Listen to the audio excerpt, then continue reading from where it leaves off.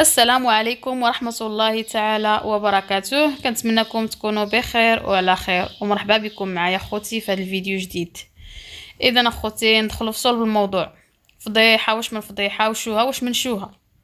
المغنيه الباطمويه الحمزويه من الغرامه بالملايين للغرامه ب20 درهم ورقه ومكمشه. المغنيه الحمزويه الباطمويه فمن بعد ما كانت غابره هاد اليومين هادي على السوشيال ميديا وعلى الصفحه ديالها في انستغرام، من بعد ما كانت تعرضت لواحد الصدمه كبيره اللي ما يعني بسبب الرفض، بسبب النقد اللي ترفض ليها اللي ما كانتش متوقعه باش يترفض. فمن بعد ما كانت غابره يعني كتقلب على شي مخرج او شي حل لهاد الورطه هذه اللي وضعت راسها فيها. فعاوتاني ما بان لها البلان غير تمشي تغني في شي كباري كما العاده. ففضحتها وشوهتها انه خلال ما كانت كتغني او كانت كتقوم بالخدمه ديالتها، فجات واحد السيده اللي غادي تغرم عليها وغتغرم عليها خوتي ب20 درهم ورقه مكمشه.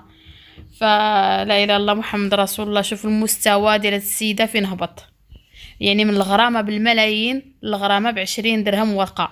واش هاد السيده مصيفطها شي حد الله اعلم، ولا دارت هاد الشيء من راسها الله اعلم. المهم المغنيه ديالنا ما عجبهاش الحال وما رضاتش، ففي البلاصه رماتها عليها وانتم غتشوفوها في الفيديو. فشوفوا اخوتي سبحان الله، هذا المستوى هذا اللي هبطت لي هاد المغنيه هذه، فرا مازال تزيد تهبط. هادو غير ذنوب دوك الناس اللي كانت كتادي واللي مازال كتاديهم. فنخليكم مع الفيديو اخوتي.